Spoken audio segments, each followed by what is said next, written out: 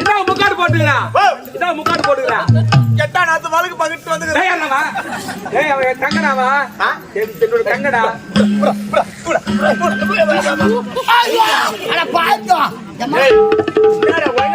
என்னால முடியல.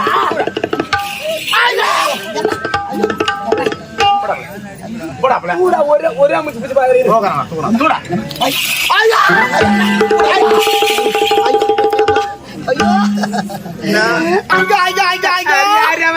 உள்ள அனுப்பிங்க.